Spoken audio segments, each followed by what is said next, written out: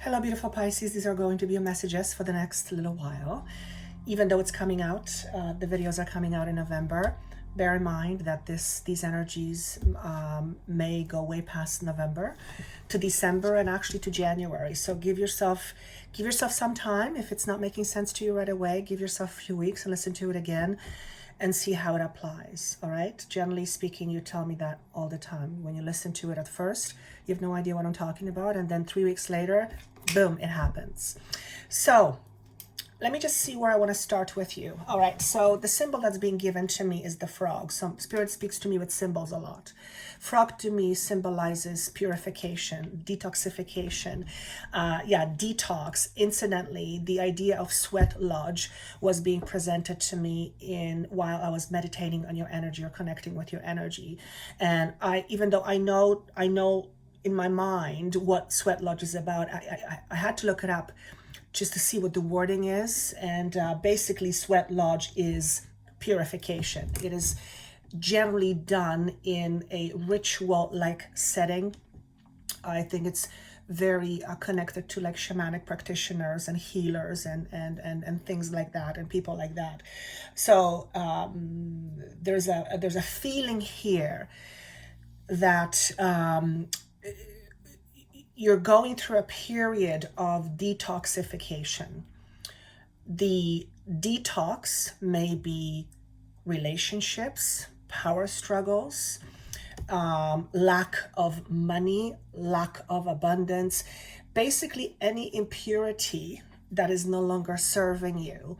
You are pouring it through your sweat. So I have a feeling some of you, this could just be one person, you're going to end up doing some kind of a ritual ceremony somewhere, perhaps in a mountain. Mount Shasta just came up. And you will be attending a ritual in a sweat lodge. So that's going to be for some of you. For others of you, it is signifying that it's a time of purification. It's a time of decluttering. It's a time of getting rid of the mess, whatever the mess is in your life. And the other words that were given to me for you was the word was perspectives. So you've probably heard me say this many times. Everything is about perspectives. It's a matter of perspective. That's the saying. It's a matter of perspective. So depending on what perspective we have, we will, live life accordingly. But it felt to me a little bit like, let me just tune into it. It's about shifting your perspectives. So do not be surprised if over the next 2 or 3 months, you begin to shift the way you feel about you by a means of adopting a different perspective of yourself. Okay, example.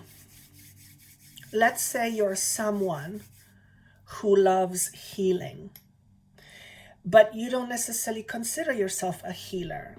So if you don't consider yourself a healer, you cannot fully be a healer because you are not in acceptance of being a healer.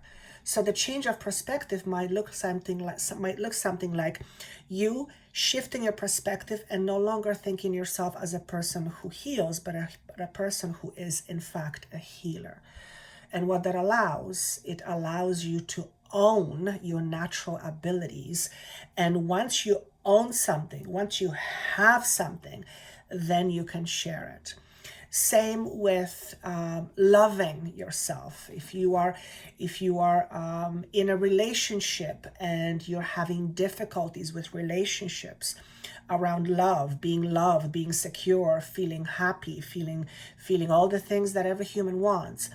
If you are not that to yourself, whatever you're trying to achieve, then anything that you pursue in order to achieve it is only going to be short-lived at best. So changing perspectives in how you see yourself is signified as being very important over the next 2 to 3 months. You may discover things about yourself in the next little while that you didn't think were possible. And I'm trying to see Okay, all right. This could be one person. You may have an encounter with, I don't know why UFO is coming up. Okay, maybe one of you is going to have an encounter with UFO, and you never believed in UFO, and all of a sudden you're faced with this situation, and it's no longer deniable, right? It's undeniable. So that will absolutely shift your perspective. If you go from a non-believer to having an alien in front of you, that is absolutely going to make you change your perspectives. Now, obviously, that's just an exaggerated example, but for whatever reason, I was being asked to give that. So maybe there are some of you who have experienced extraterrestrial or intergalactic assistance or connection, and perhaps before you thought that it was not real, and now you're facing this, and you're facing it, so you might as well accept it, right? So that will definitely change your perspective. The card of decision is basically telling me that you either have already or will very shortly be needing to make some sort of a choice or decision, okay? And you're being asked to have courage with it. So again, some of you may have done it already. Some of you may be making that choice or decision. And there's a lot of strength in these two cards. And I'm going to just decipher them each independently. So with the decision message, I'm just going to look at the picture and see what it tells me. It's really important that you are mindful of what it is that you need in order to adequately take care of yourself.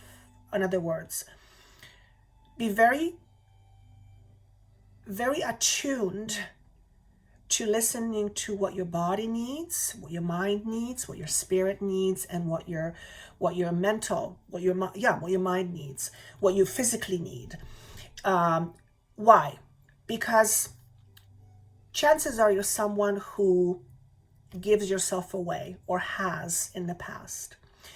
And if that has been the case, then you probably have found out more than once that it doesn't really work. Particularly if you are yourself not open as much to receiving. Because then you find yourself often in situations where you give, overgive, and then resentment creeps in. So in order for that not to happen, it is important that you recognize what it is that you need to take care of yourself. What do you need from you to take care of yourself? That could be, you may have to decide that in order for you to be a happier person, you need to make time, you need to carve out time for things like meditation, for things like contemplation, for things like going to the gym and working out, for things like going into some kind of a spiritual retreat, maybe a sweat lodge, to sweat out some of the impurities. It's about making an important decision about yourself, for yourself, and towards yourself. Particularly, again, if you're an overgiver, it's about understanding what that is for you and choosing not to do that as much. But in order for you to not to do it as much, sheer will is not, it can help, but it's not end all be all. You need to understand it. You need to understand why you overgive. Generally, it comes from not feeling worthy enough, and various other ways that could be said. So the decision here is about you making a commitment to yourself. The colors that strike me the most are red and yellow. So that's predominantly safety and empowerment. Safety and empowerment. So it's your solar plexus and your root chakra. Obviously, it goes without saying that grounding, particularly during these energies, which are quite potent from what I can feel, and can feel quite up and down, drastic up and downs, and a lot of them in a short period of time. So if you're experiencing this, I am too, and no, you're not going crazy unless we're all going crazy. If that's the case, well, then crazy is the norm. So I forgot where I was going with this. So yes, grounding is extraordinarily important. So some of you I see holding crystal. For some of you, this is amethyst. You're holding amethyst in your hand and you're using this as grounding energy. That's really interesting because I normally wouldn't think of amethyst as a grounding stone, but it's being shown to me to share with you. So some of you are already experiencing this, some of you already have it, or some of you have been thinking about getting an amethyst. And if that's the case, this is your confirmation that it's the appropriate stone for you for now. Okay, if incidentally, if you are interested in amethyst, research what the properties are, healing properties, but it is the crown chakra connection. It is your connection to spirit. So it has a very high vibration. Always clear your crystals, I'm being asked to say, whether it's with intention, salt water, a little bit of a ritual, out in the sun, you know, whatever your clearing technique is, it's very important that you clear your crystals. I've never talked about this stuff before, so this is interesting stuff coming through for me. Because energy is everywhere and everything absorbs energy. Some stones absorb more energy, some stones absorb less energy. Nonetheless, wherever you get it from, even if it's from a trusted person, clear your stones. I'm actually asking, how long should we clear our stones? How often? Because I really don't clear my stones. I clear them once and that's pretty much it. But they're in my healing room, they're in my healing office, so they're always surrounded by beautiful high frequencies. So, but if you are someone who carries a stone with you all the time, then giving it a bit of a rinse once a week, or praying with it or on it, or intending to clear it once a week should be fine. So, very important, making decision about yourself for yourself. The solar plexus, which is the yellow, is about the more secure and safe you feel, the more confident you become. So that's obviously connected, right? If you're not very secure, if you don't feel secure, if you don't feel safe, you're not going to feel very confident. One goes with the other, right?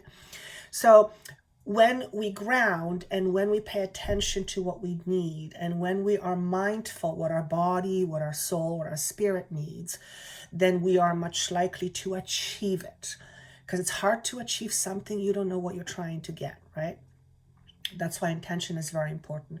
So your intention for the next 2 or 3 months might be, how do I take care of myself? What do I need to take care of myself?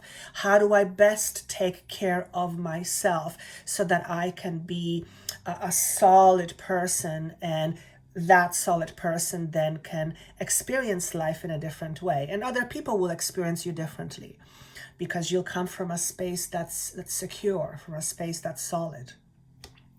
The Courage card, let me just tune into it. This is for those of you who've left something behind. Either you have just left something behind, or you're about to leave something behind. And I can see that it will require a lot of strength on your part, but it's not because it's bad, it's just because it's substantial. And there's an energy of movement here. So I feel this courage is with regards to a move. It could be a move of location, absolutely, but it could be a move, emotionally speaking, where you are moving on from feeling a certain way, and that you have felt that way for quite some time. The idea of trust, of course, is coming up, and I want to say trust the process. It is not always easy to trust the process when you don't know where you're going, or when you don't know what life is going to bring you. But if you really think about it, we really don't know. Anyway, we just trust. I mean, the reason why you don't worry about, what's going to happen tomorrow is because, when you wake up in the morning, it's because you've woken up in the morning 100,000 times, if not more. And you've proven to yourself that nothing happened. So you just kind of decided to go with it. You don't even think about it. So this is no different. Trusting the process. So yes, not always easy to trust the process, but it's essentially the only thing that you really can do. The other alternative is to not trust it, and that makes things a little bit more difficult. So how do we trust the process? What's the best way to trust the process? Accept what is without trying to fix it, unless you know it can be changed. All right. So if you are determined to make something work, but it hasn't been working, it's time to hang up the hat. So for some of you, this is you moving on from a situation or a relationship that hasn't worked for a while. You've tried your best, but now that you've tried your best, it's time to realize that perhaps whatever it is that you've been effort to, you have been putting effort into, perhaps isn't for you after all, or perhaps isn't for you anymore. And it's being able to have courage to admit that to yourself. And when that happens, there is a certain level of acceptance of what is. And the surest way I know to move forward from one situation to another is to accept what's happening. Not that you're not accepting life not being right for you. You're just accepting at that moment what is happening. Because the moment you accept it, you stop fighting it. Okay? But I'll be honest with you, the overall messages here are fantastic. You have a card of abundance. This is all leading you to a greater sense of fulfillment you have with yourself. This is, the Empress here. This is the Empress. So I want to say there's something magical about this card, but these are magical cards. Why do I want to say that? There's something very, very etheric about this message. You're not there yet, but you're able to see it. This is manifestation. Obviously, we all want certain things. We all want to manifest certain things. We all want to be loved. We all want to be happy. We all want to have a great job. Yes, yes, yes, yes, yes, yes, and yes. So if you're not there yet, see it in your mind and have the vision of what that would be like. I've talked about this before. This is pretty standard stuff. So why would I be saying this to you if it's standard stuff? Because it's important that you remember this frequently. What's important to me? What's important to me? What's important to me? And when you remember what's important to you, it's much easier to kind of keep going, even though things may not feel great at the moment. And I'm not suggesting that something bad is going to happen. Not at all. For all I know, you may have been, living in a really stagnant situation and you've decided that it's time to call it a day. And even though it's hard because you wish it would have worked out, it hasn't worked out. And in order for you to have something else that will work out, you need to leave this thing behind. And that's not easy, especially if you're leaving a relationship or if you're leaving a job or something that's been familiar to you, something that was your stability at some point. These things are never really all that easy because, well, we're essentially our ground underneath our feet is shaking a little bit. It's not very secure. It's not very stable. So you may feel over the next 2 to 3 months that you feel like you have no ground under your feet. You may feel slightly unstable. That's an emotional response of what's going on, okay? And it is okay for you to feel that. Accept that this is how you feel. It does not mean this is how you will feel forever, but it is how you feel right now. So do the best you can. Ground yourself. Go kickboxing, go dancing, do something fun, do something unfamiliar that's exciting.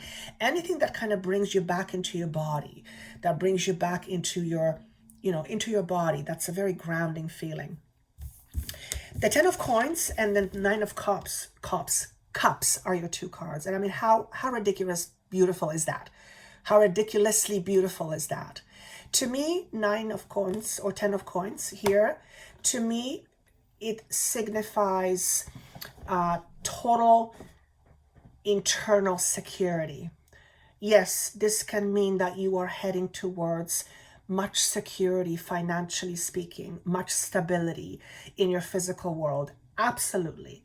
But more than anything, this to me signifies the way you feel about yourself, which is solid, which is solid. And if you have not been feeling great about yourself, you're not going to wake up tomorrow and all of a sudden feel completely different. Because if you did that, you would feel that you would have lost your mind, and you'd think of yourself as crazy. I had that experience, incidentally, some time ago, where I completely lost awareness of who I was for a few minutes, and it was terrifying. And because I didn't know who I was, and that was given to me for a reason. It was given to me as a lesson, as a learning experience. And I remember when this happened, I remember saying, who am I? Who am I? Who am I? And what I heard was, who do you choose to be? Who do you choose to be? Who do you choose to be? All right. Now, the Nine of Cups, again, an indication that you are heading towards a much, much, much happier times. And spring comes out. You're the second sign today where spring is being highlighted. However, I am moving more towards February. So for some of you, there's going to be some substantial emotional fulfillment around the month of February or March of next year, 2020. This can signify that you have left a situation for good, and because of it, you have regained your sense of stability, which ultimately attracts to you much more happiness. Or this may mean that around that time next year, something will come into your life that will help you feel that way. Could be a new situation at work, a new opportunity. For some of you, you may be gifted with a financial bonus, or with a money gift. Yet for others, it's something totally different that makes you feel completely at peace with yourself and very satisfied. Is there anything else that I want to say? Yes. Nurture. So that's pretty much similar to what we talked about before. Taking care of you becomes hugely important, and not feeling bad for taking care of you. Many people, including myself, have felt and still feel this way. When we take care of ourselves, part of us feels guilty. I don't feel that way much anymore, but I used to feel that way all the time because I didn't feel I deserved it. And I know that I'm talking to you about this because it's partly what you feel as well. I'm not saying everybody, but there's probably substantial number of you that feels this way. So, hugely important to recognize that in order for you to be fundamentally truly happy, you have to start taking care of yourself first, which means learning how to say no, thank you. Learning how to say, you know what, this doesn't work for me. Learning to compromise, yes, but don't compromise to the point where you compromise your own integrity. And chances are you have done that before. We all have done it before. We all have done it before, far too many times. But this is one of those times where you can shake that old identity off of you. Remember, the frog represents cleansing or clearing process, detoxification, clearing your mind, decluttering your mind, really becoming mindful of the things you suggest to yourself, or the things you say to yourself that are derogatory to you, things that you would never say to a child, because if you said it, you would know that the child would grow up feeling this way.